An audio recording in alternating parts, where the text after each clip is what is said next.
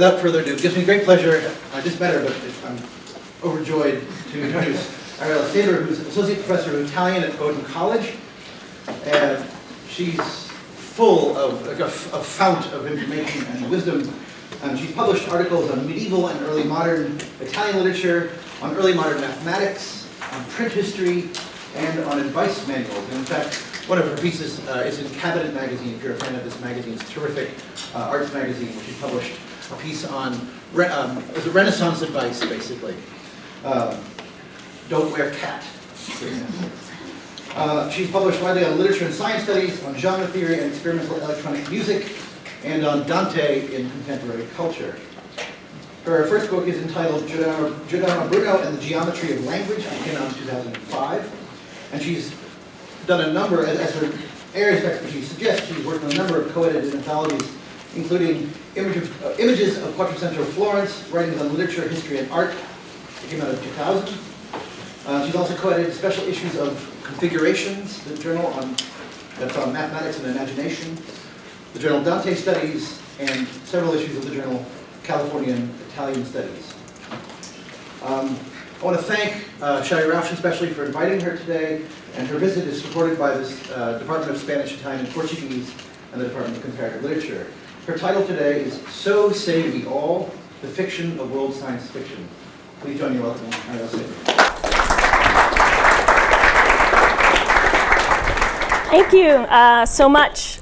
First and foremost, to my wonderful colleague and friend of many years, Professor Shelley Rausch, whose impeccable scholarship, and now I'm going to embarrass her, has always inspired me, and who has never failed to support me, even when she sees me pursuing the oddest of topics in my research. And thanks to the Departments of Comparative Literature and Spanish and Italian and Portuguese, and Jonathan, and I'm very, very happy to be here and share these thoughts with you. I hope they'll be of interest, and I welcome lots of questions and comments at the end. So, like Professor Rausch, I am a medieval and Renaissance Italianist first and foremost, but unlike her, however, unless she has been holding something back from me, I am also an irrepressible science fiction fan. And after years of being in the closet, I finally decided, I've been working on science and literature in medieval and Renaissance Italy for so long, and science, especially mathematics and literature. I wonder what the Italians were doing with the most science and literature-y combination there is, which is science fiction. So I started to grill Italian bookstore owners and Italian scholars, Italian friends, but no one seemed to know anything about Italian science fiction and authors or anything, and they found this puzzling or hilarious. They would often say to me, Italians don't write science fiction, or if they do, they couldn't possibly do it well. And my American science fiction fan friends were no better. They would say, you're kidding, right?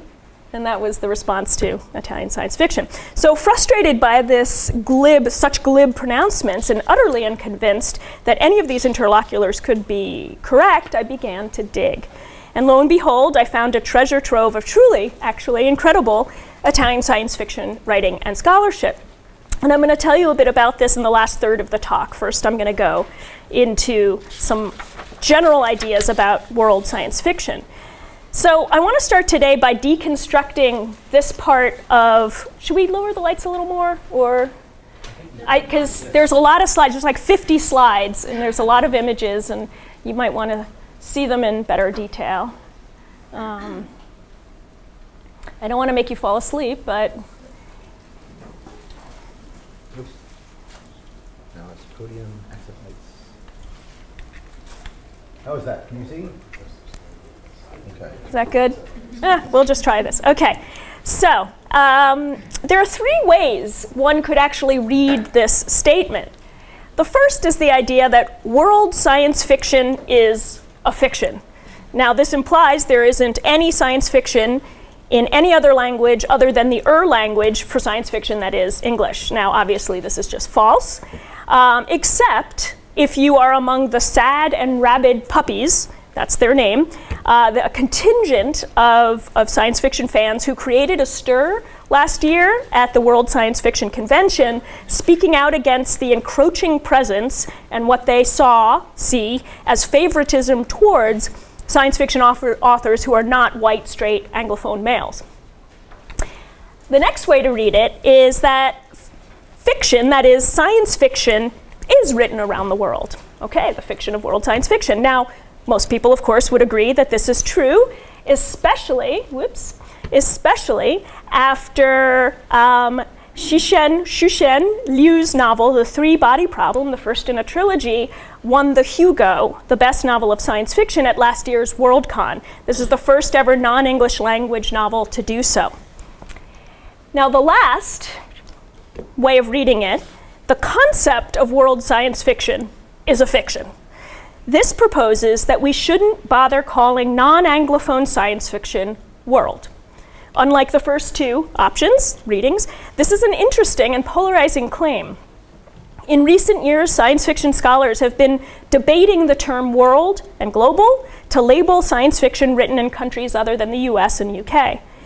Even Lavi Tidar, a prolific Israeli science fiction author, writer, editor of the excellent, although now defunct, World Science Fiction blog, as well as the editor of the equally excellent World Science Fiction volumes, you can see some here, he's polemicized the use of this term, even though he still uses it.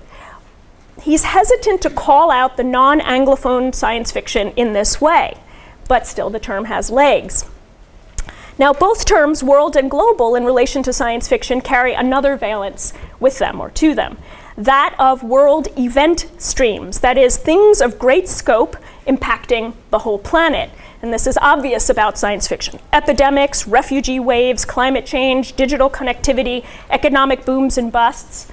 What happens to science fiction as the world globalizes, as countries become more connected, more interdependent, more hybridized, and more of a single village? What happens when science fiction is written in an increasingly globalized, and dare I say even co-colonized, single-valued paradigm, increasingly capitalist? What is the cost of losing the diversity of local, cultural perspectives from the periphery, from the global south, from the third and fourth worlds? And does the English language, the language of globalization, again come to dominate science fiction? Maybe.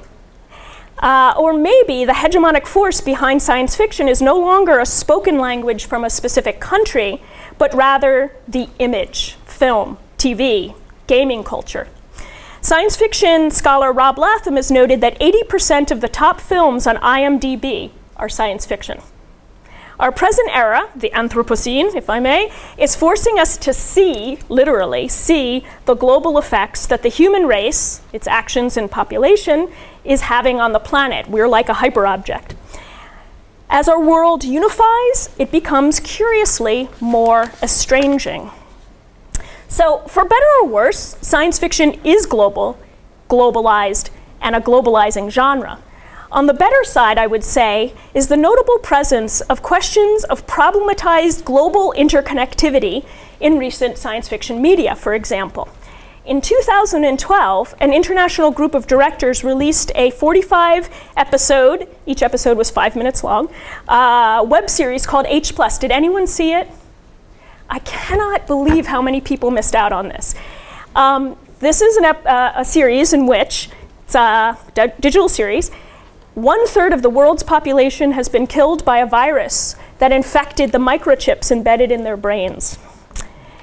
In 2014, another sort of globally connected series emerged called Future States, organized as a literal network of narratives set around the world and written by well-known and emerging filmmakers such as Alex Rivera of Sleep Dealer, if anyone's seen that. And then last year, I hope some of you have seen this. Okay, I see a few heads.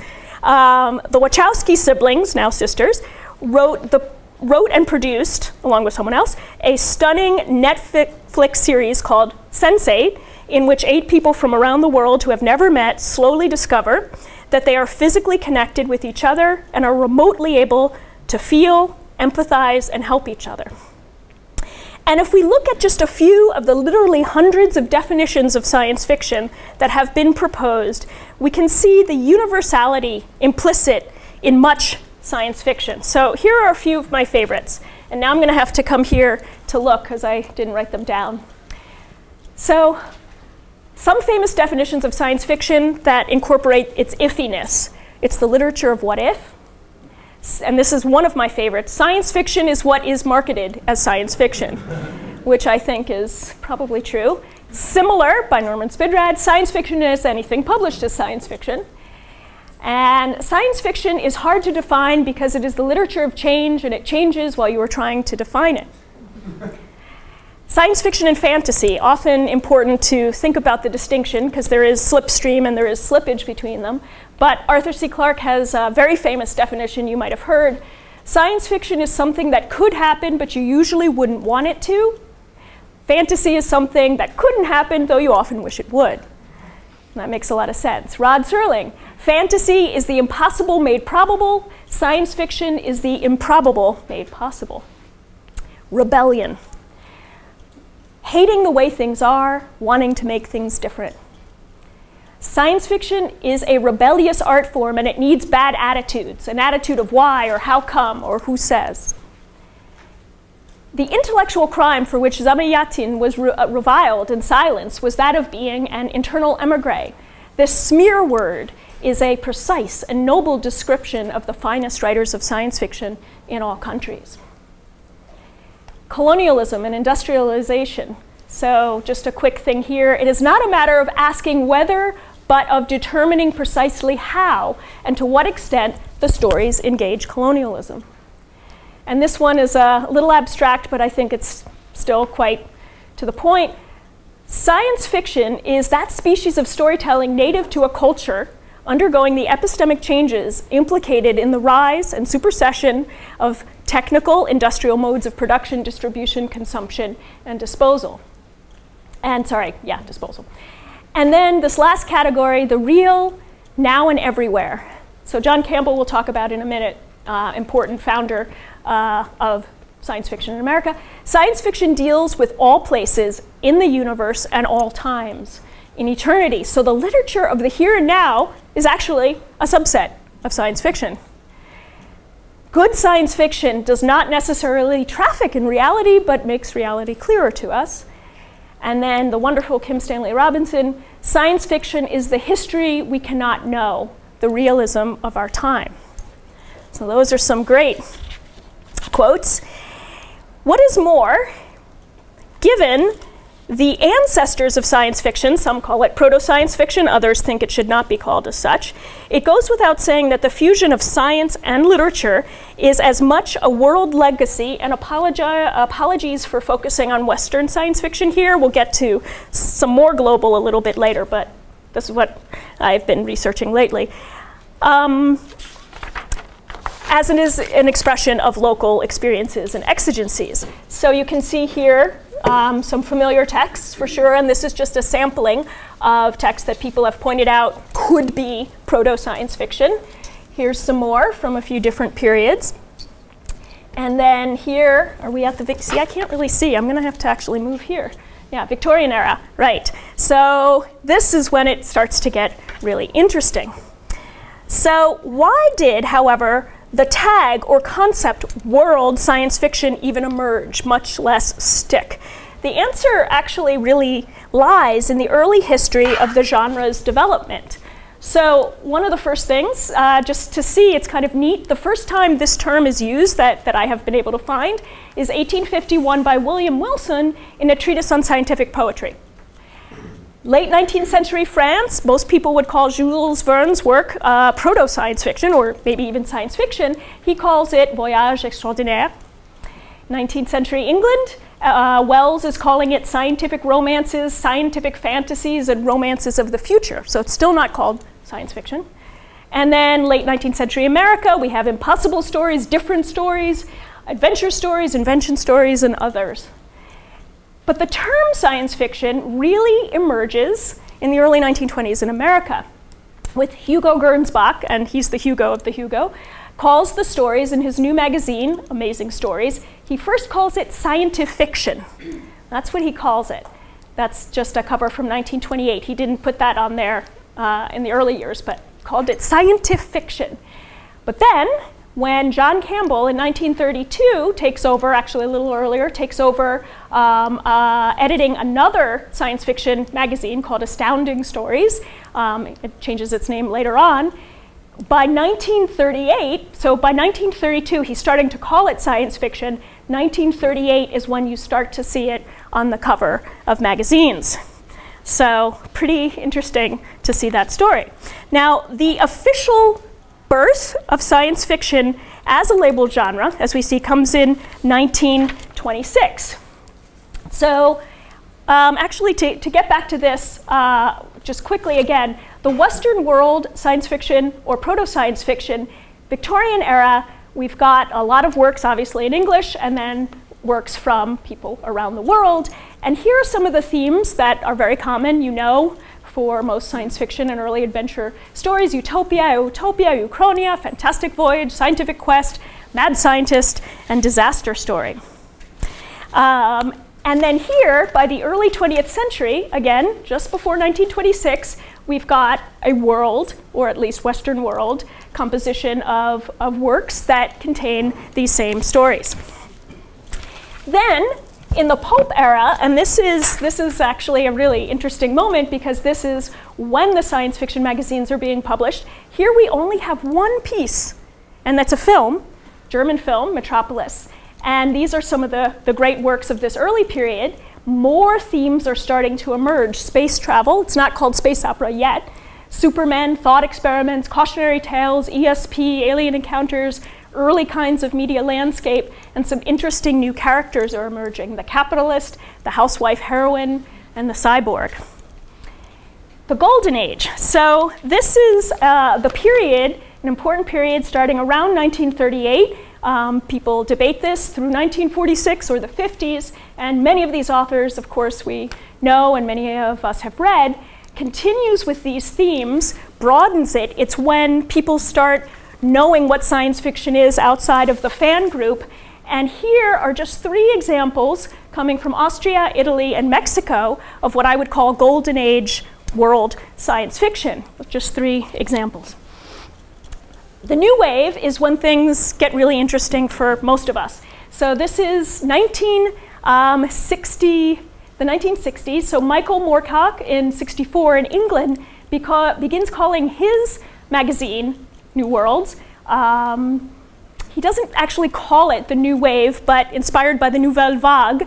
It's a group of writing and writers here in England and US, Harlan Ellison, Judith Merrill, 2 incredible science fiction writers who edited 2 volumes, start to include these themes that are new overall for science fiction.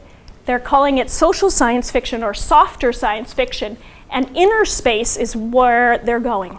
So it's less about the outward journey, and it's more psychological in focus, more dystopic, more literary, more experimental. More women and non-white authors are writing, more discussion of gender and class and race and sexuality, more use of the everyday person protagonist, and certainly more politically left. Here, I'll talk about this in a minute. I taught a course called World Science Fiction in 2015. Here, just a snippet of stuff that's being written during the New Wave period around the world. And of course, there's an emphasis on Italy because that's what I teach. But Japan and Russia have incredible production at this time too. Here, in the 1980s and beyond, this is just a clip from the website for the course, which I'll show you in a minute. We get an explosion, of course, of world science fiction. And this is the important stuff. So by the 80s, you're seeing in science fiction from around the world these common tropes, subgenres, and themes that are what comprise science fiction today. So most of the science fiction common subgenres, tropes, and themes showing up around the world, albeit in different moments, and often dependent on numerous factors, such as how technological and industrial a society is, whether a government is promoting science fiction to encourage imagination and invention, such as post-Stalinist Russia did, or banning it out of fear of socio-political critiquing, such as in China's Cultural Revolution. Nathan Isaacson, who works on Chinese science fiction, recently mentioned the fact that very recently China's central government television agency banned time travel shows, on independent time travel shows. And why was that? Why, he says, fear of alternate realities, stay in the present kind of ideals, but actually it turns out that there were independent TV stations making these time travel shows very popular, making a lot of money. And Central China TV agency wanted to make money too. So interesting reasons behind banning as well. So yes, even with the long history of Western world proto-science fiction and also from other parts of the world that I haven't looked at, English and particularly American English became the language of this genre, and most of us will know that. But there are numerous reasons for this. The early 20th century American openness to genre publications, large scientific research budgets, fast-moving industrialization in this country, higher literacy rates than many countries, space race, hydrogen bomb, Cold War, etc. But non-Anglophone sci-fi was fast on its heels, first through translation, then through imitation, and quite quickly, and this is what I really find most interesting, through creating science fiction with unique flavors, if I can call it that. So in 2015, I did something crazy and taught an insanely hard course to teach called World Science Fiction, where we read 90 short stories from 40 different countries around the world and learned about topics such as Afrofuturism, Eastern European Fantastica, Chinese heroic translations of foreign science fiction, the Japanese trope of the female cyborg, post-Stalinist Russia's enthusiasm for sci-fi, how Latin American sci-fi reveals its colonized past, especially in first contact stories, the strong links to religion in Iberian and Southeast Asian science fiction, the complexities of being a diasporic science fiction writer when writing about the alien, the notable amount of optimistic and utopian science fiction in less developed nations. We thought about what science fiction takes from literature, what a failure of the imagination means. This is something that that Arthur C. Clarke talks about. How certain science fiction syntax in a narrative can actually mimic the story's themes and messages, and how not all great science fiction is necessarily great writing. We talked, of course, a lot about issues of race and gender and sexuality and class, the apocalyptic and dystopic visions of the future that intensify after World War II. And we watched a few short films. Since we were doing the short story, we only did short films, such as the magnificent 2010 Kenyan film, Pumzi. Has anyone seen this? Beautiful, beautiful 25-minute short film. Pumzi means breath in Swahili.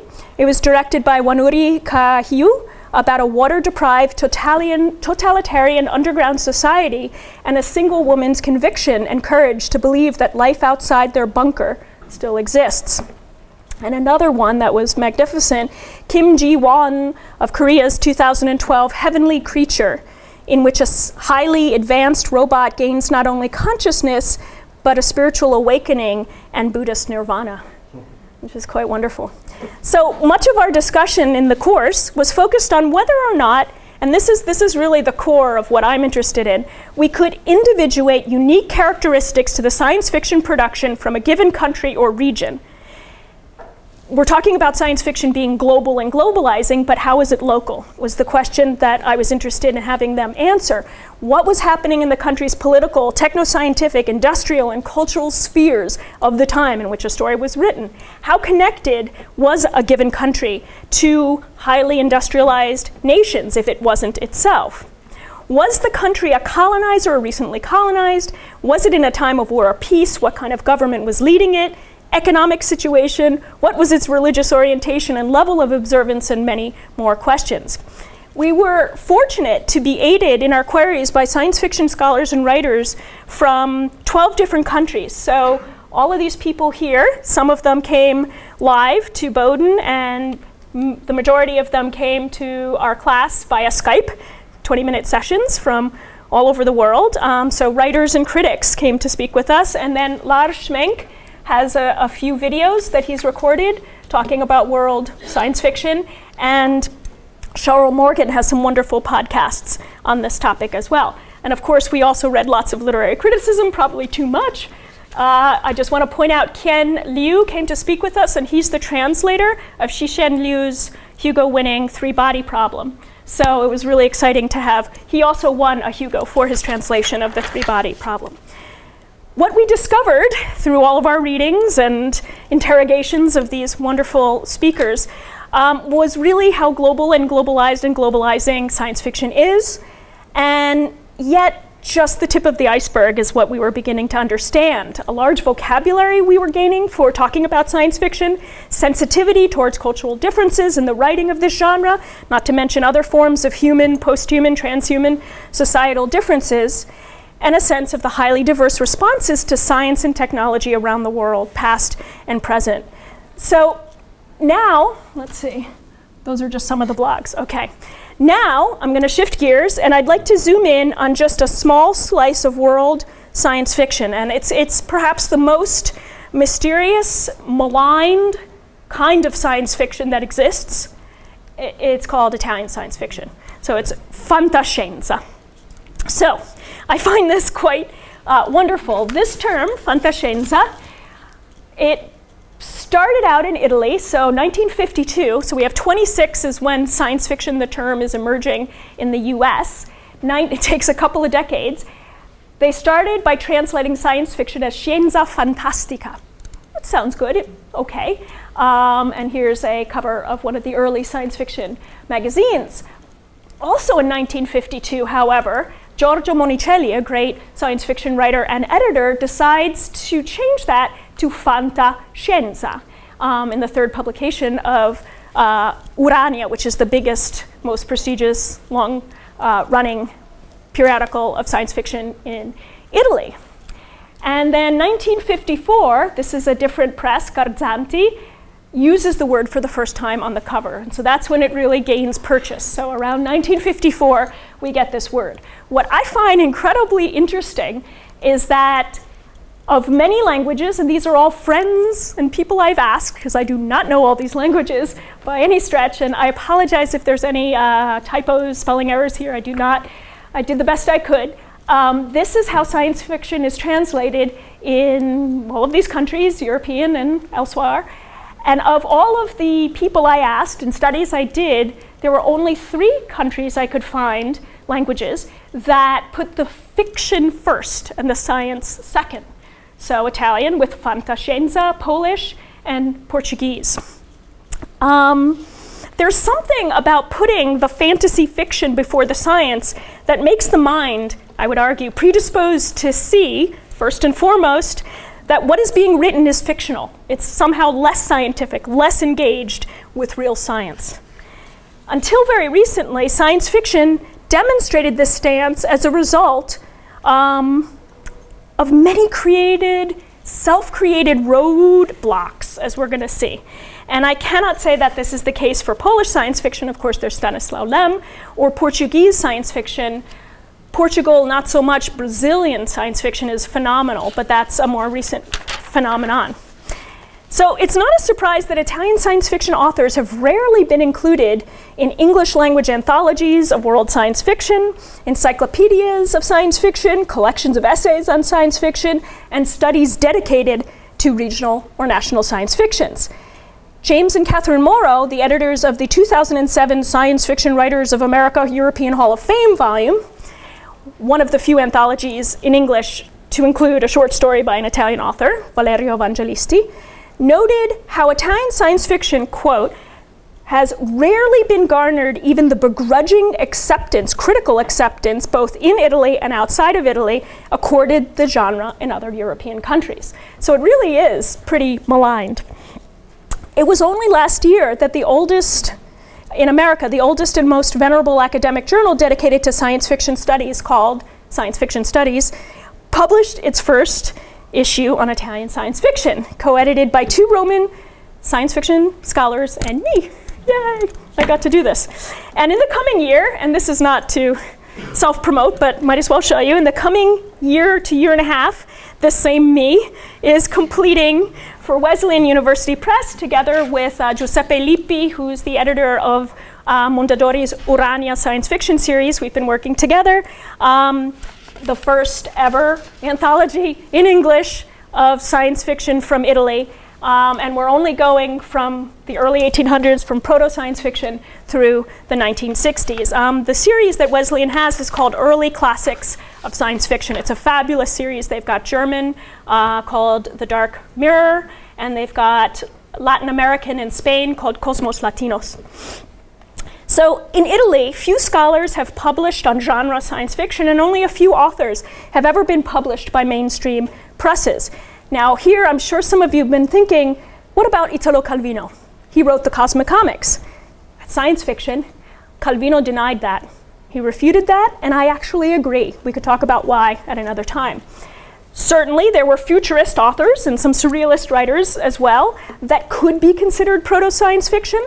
And Primo Levi, great writer and scientist, chemist, under the alias of Damiano Malabaila, which is kind of a funny name, published an extensive amount of excellent science fiction. So we've got a few authors who are sort of hovering there that people know.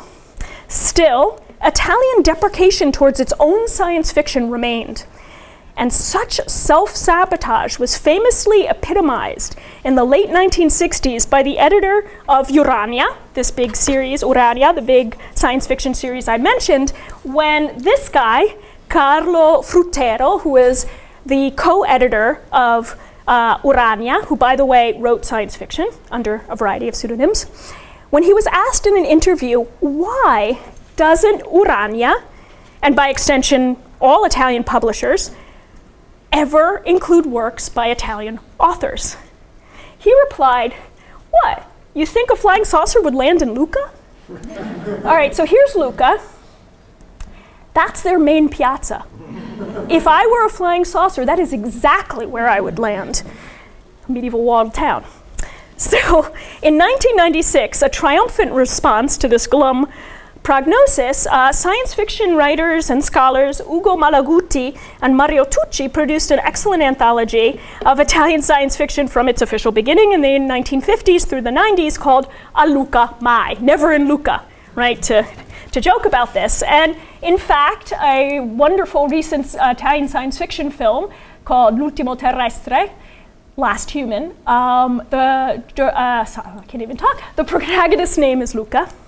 And the largest con, so for comics and video games and literature and film as well, is in Lucca every year. So this is all the response to that.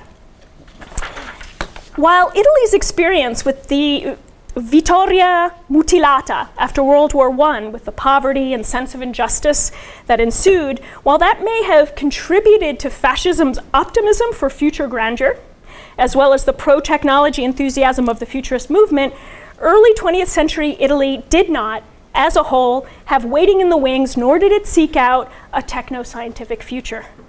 Yes, there was Marconi's Nobel Prize in 1909 for wireless telegraphy, and Fermi's Nobel in 1938 for work in radioactivity, and there were a number of literary writers in pre-World War II Italy who dialogued with science in their writing, a few we've talked about.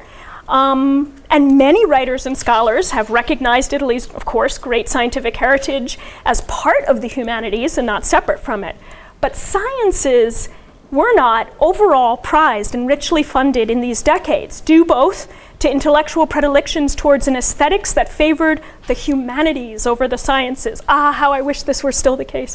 And to financial realities. In a country that was not able to afford, and in some cases not willing to afford, even if it could, what new technologies could offer it, industrialization moved slowly, and writers had fewer stimuli for envisioning a techno future. What is more, literacy rates were quite low, pre-World War II Italy, and there was not a large middle class at this point, the early years, that would support really any popular genre fiction. So these obstacles, together with the general lack of interest by literary publishers to publish any kind of science fiction, and particularly that of its own citizens, had the effect of discouraging, of course, many writers from even trying. Add the fact that Italian was not is not a language with a large global readership, and that the costs of translating and distribution were prohibitive, Italian seemed to be destined to remain in small, dark corners. And in fact, there it has remained for quite a while.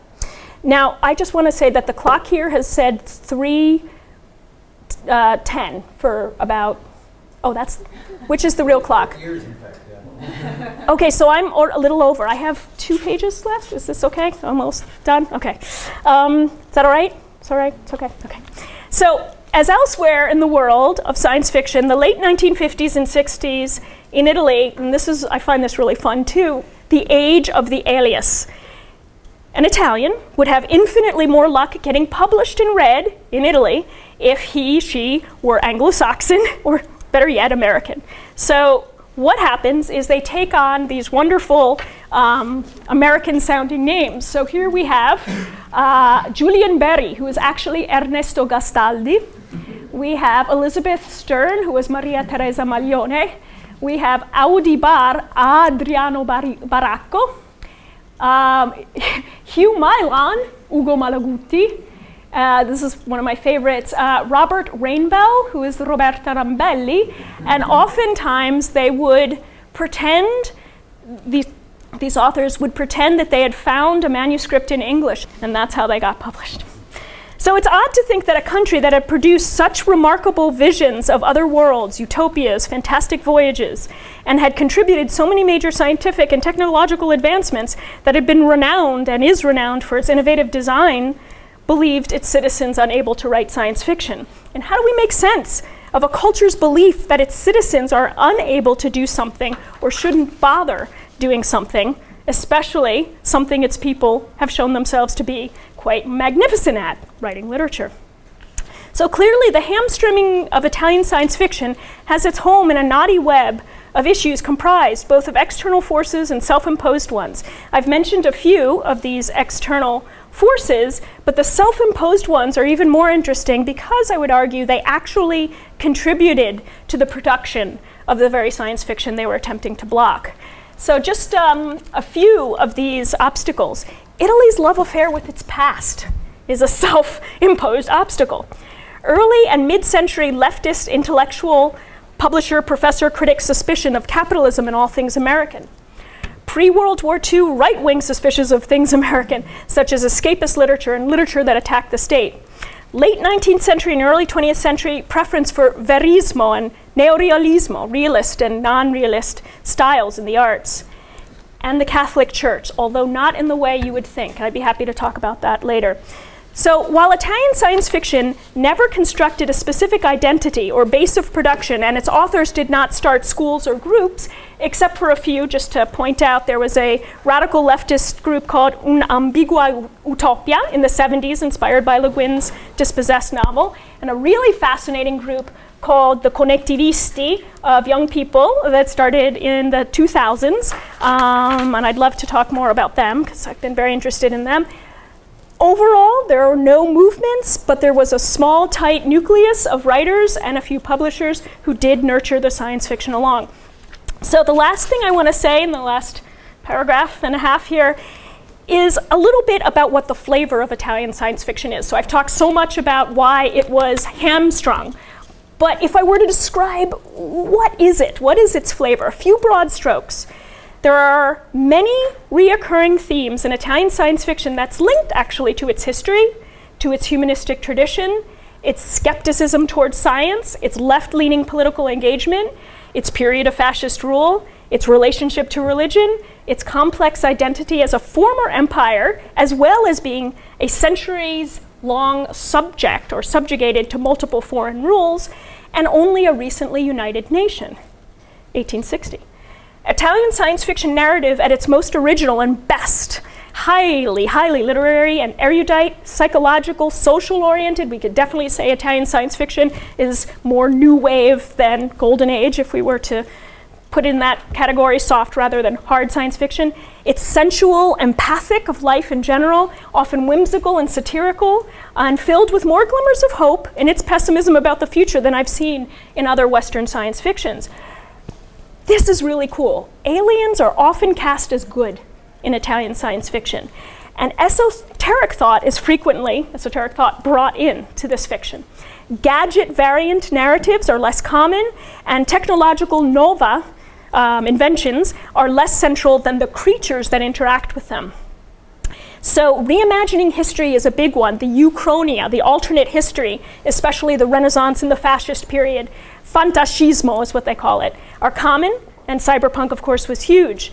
And you've got, in the recent times, basically all of the kinds of science fiction that are being written around the world today. This is another short film called City in the Sky, Città nel Cielo, by Giacomo Cimini. That's fantastic, 2009.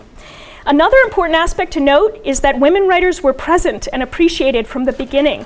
A number of editors of large circulation science fiction magazines were women, so a very large proportion of Italian women science fiction writers.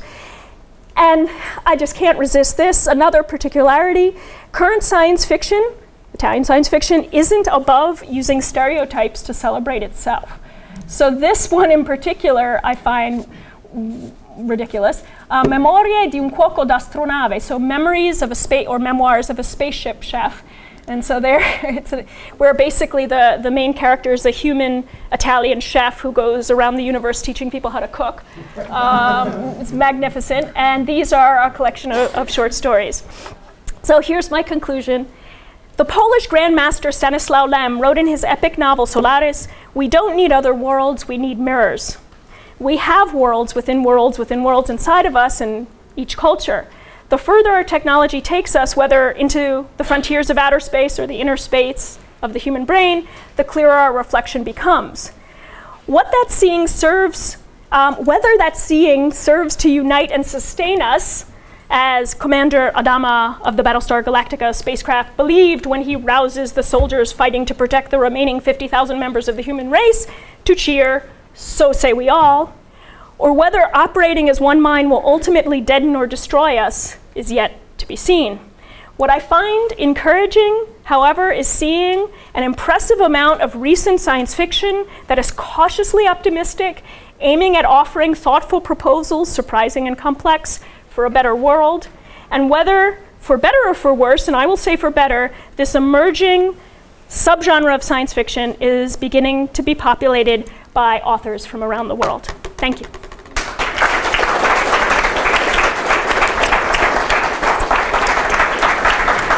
It was longer than I thought. Thanks so much for your talk. We have some time for questions and discussion. I'd like to lead things off with, I believe, a methodological question. So in my 9th grade science class, the teacher invented this creature called a yabbit, which looked like the Pinky the Rabbit from the Matt Groening cartoons. Okay. And it was a figure of exception, right? Yeah, but right? We drew it on the board, and it was the shape of a Y, so it kind of was this sort of interrogatory figure. And it strikes me that in your presentation, there's kind of competing methodological scales. One is that of the if, right? Of the what if, of whether it's tautology or exception. And then I think that seems to map onto your kind of taxonomic and genealogical survey of the field, right? I mean, so somehow, I'm sure that many of you were going around saying, yeah, but there's one you didn't mention. You didn't mention, the future Eve or whatever. And I'm wondering how much that sort of puts pressure on the idea of the obstacle method of thinking of these are the reasons why it didn't happen in Italy and here. And even the pseudonym, right, can be thought of as an obstacle or as an opportunity. It's an opportunity. And so I'm thinking of Bachelard's epistemological obstacles, right? That is created as an obstacle in order to supersede it. So I'm wondering if you could reflect upon the idea of world as something that needs to be schematized in order to find those very exceptions of the local and extraterrestrial and so on. You're exactly right. I mean, that essentially is the point that I'm most interested, that I was trying to make, right. Is that it's through the obstacles, through the exceptions, through the labeling as other that this is finally getting included and discussed. And so I think that's exactly right. So what does it mean what does it mean to do this type of work, though? Right? I mean, so like, because you have to then also obey the command of doing the very thing that will hopefully, formulate exceptions to it. It's very pedagogical. Yeah, no, that's a really hard question when you put it that way. It is sort of a push-pull in a certain way. I want to continue to see world science fiction anthologies in English, right? So, and yet the fact that they're in English, once again, it's the dominant language that's being used to communicate ideas from around the world. I'm worried about getting too flat a society the more globalized it becomes, and then some of those flavors and interests that I found, interesting things we've found in science fiction from countries. I can just tell you some of the African science fiction African science fiction has so much about nature and botany in it that I wouldn't have anticipated unless I had read that. So, I mean, I guess it's sort of go a few steps forward, a few steps back with it, and the biggest science fiction convention for literature in the world is called World Science Fiction Convention, WorldCon. So that label has been around forever, and now it's just starting to be problematized as should it even be a label? I mean, it's just science fiction. So it's both wanting it to be global and wanting it to keep its local origins. So yeah, back and forth with it. Add to your Lucas story that Darko Subin, when he retired That's right. from McGill, moved to That's Lucca right. and now lives there.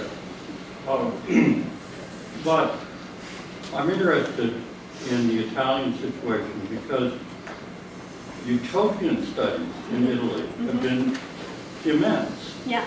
With Vito Fortunati in Bologna and Eugenio Battisti, who taught here for a while, and his wife, Giuseppa Sacro del Buffa in Rome, and then Arrigo Colombo in the south. Three major centers of utopian studies, and some of the very first international conferences of utopian studies were all in Italy. In Italy, yeah. Thanks to Campanella, in part. Yeah. So, the great, figure was Luigi Firpo as the starter of Italian scholarship on utopianism. And they do talk about science fiction. And it seems to me that the overlap there suggests that there is a stronger tradition, at least in scholarship, in Italy than in most of the other European countries. Britain, yes, it's very strong. The French is strong, but they don't talk to anybody else. And the Germans tell me that they were strong when they did not create the next generation, whereas the Italians have.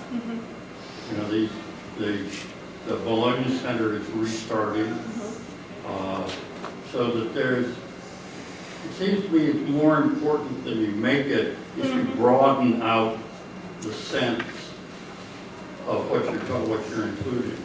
I guess the way that I have seen it presented in the science fiction community, so in the scholarly publications of science fiction, conferences, articles, etc., utopian studies absolutely is there. And actually an early WorldCon was held in Italy, was held in Sicily.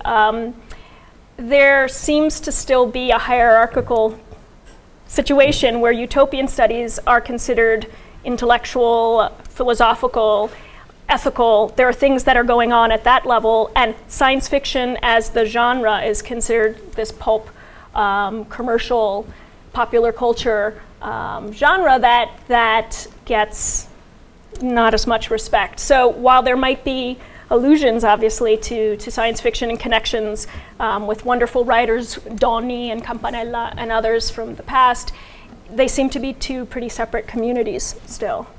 And there's some branches that are forming. Studies in the fantastic literature are very strong in Italy. Detective fiction now studies, very, very popular. Science fiction is creeping up. It's taken a while. But yeah, no, I'll have to think a little bit more about and explore that a bit more to see what threads they're pulling between the two. Yeah. Thank you very much for your talk. It was very illuminating, and mostly because I don't know very much about the English language science fiction. But I was very intrigued by the problematic of the translation of local types of science fiction literature into English and then back into the source language, And then I'm particularly referring to the three-body problem from Chinese because as I saw it, it was the development of the action is completely changed in the English translation as opposed to the Chinese original. And you also mentioned the banning of science fiction and the economic problems that kind of led to that.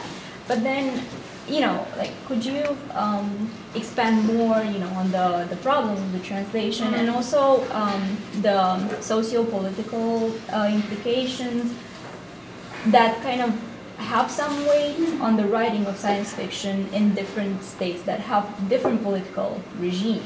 Oh, it is so huge what you're pointing to. I mean, that's one of the things we struggled with in the course especially, and in the research I do just on Italian science fiction, is place and time and all of those parameters that you have to think about when you're looking at the piece and who's writing it and what political side are they on and whatnot. The translation is really one of the most problematic issues. All of this wonderful science fiction that I've been reading, Italian science fiction, for example, almost nothing has been translated. So how is it supposed to start entering our discussions? A neat thing we learned about what I mentioned before about Chinese science fiction in the early 20th century is when they were translating science fiction from around the world, especially Japan, they did heroic translations where they really interpreted the translation to make it make sense to the Chinese and to promote. They changed it. And so science fiction these translations can also have political power in and of themselves and impacts in and of themselves. And I know Ken Liu, in translating the three-body problem, I forget who the translator for volume 2 was, but he's also doing volume 3. I mean, he is Chinese American, he's thought a lot about this, but I mean, I couldn't even begin to respond to that because we'd have to go into a local situation, but I know that science fiction writers, one of their greatest issues, and this is around the world, is how do the translations read? And it's hard to translate science fiction with all of the invented words and concepts and novums and stuff, so it becomes you need a particular kind of translator to do that as well. Yeah. Thanks so much, Ari. This was a great talk. I had 2 questions, and you can pick one to answer. I was hoping you could follow up on the gesture you made towards Catholicism, the relationship between the Catholic Church and the development of science fiction in Italy. I'm really interested to hear about that. And then sort of a more theoretical question, I think maybe following on Jonathan's point too, is what's at stake for you in the term science fiction itself? And do you think in maintaining that term, does it sort of necessitate always an itinerary that goes from translation to imitation to developing local flavors when you're looking outside of an Anglo tradition, if that makes sense? Okay. So just a very quick answers to both because I know I've gone over in time, but the Catholic Church thing is fascinating. There is a ton of science fiction that is drawing from its tradition and Rome right there. There are many science fiction stories set in Rome involving the Pope, and I could go on. What I actually started to see, though, and what I started to think about and in discussions with other people, it's not that the Catholic Church bans science fiction. It doesn't. In certain periods, the fascist era, they banned certain kinds of pulp fictions. But it's actually the opposite. In a culture where you see icons of saints and miracles and fantastical events where you know that there's life beyond this planet in hell, purgatory, paradise, there's something about this imagination that the Italians carry with them, whether they believe it or not, because they see it everywhere, that I would argue fills them with a bit of that necessity for the fantastic and for the otherworldly. All cultures have ghosts and whatnot, but there's something about the miracles and the kinds of things that Catholicism demonstrates that in other Protestant countries and even communist countries, and of course they certainly have huge productions of science fiction too, they seek answers in a different way.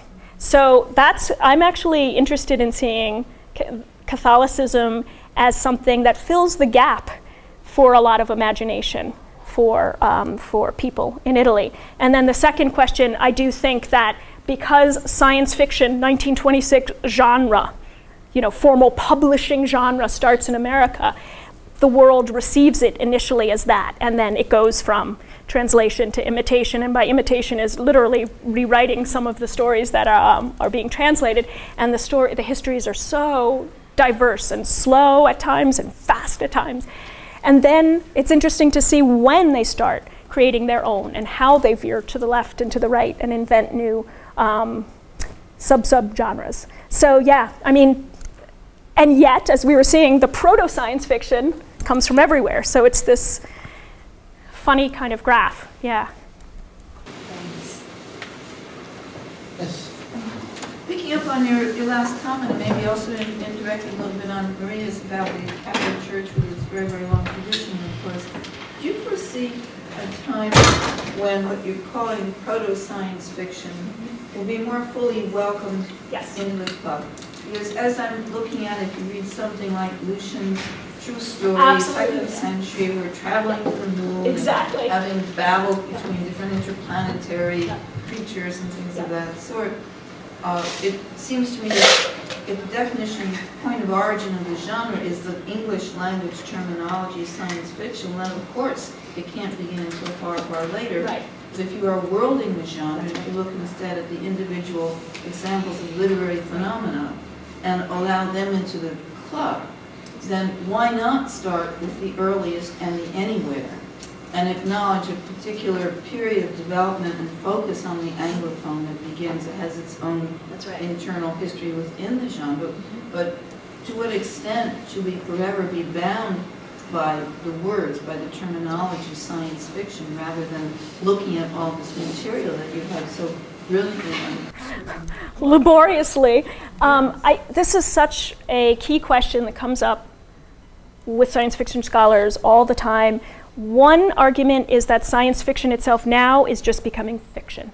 I mean, we're living in an age where new technology is coming out daily, and it's almost as if we think something and then there it is. Google Glass, I mean, everything is starting to happen, and the literature that we write is about this, much of what we would call mundane literature, so non-science fiction oriented science fiction has science in it. So I think the only distinction that scholars like to try to make is the idea of writing about scientific developments, discoveries, progress in literature happening more or less around the Industrial Revolution and after. And that's where they start to see that as proto-science fiction, and before that as fiction that uses some science or some elements of the natural world in interesting ways. I agree with you, actually. I see the lineage, and it's inevitable. We're asking the same questions about traveling to the moon. Whether you go to the moon like in Ariosto on a hippogriff, a flying horse, and you find a bottle of somebody's intelligence and their wits on there, or you're going very carefully and slowly through a developed spacecraft. It's the same questions. So many ways to answer that, and any person working in science fiction you ask will definitely give you a different starting date and way to think about the genre and whether it should even be a genre anymore. Yeah. Right, well, we are out of time, so please join me in thanking Arielle Saiber.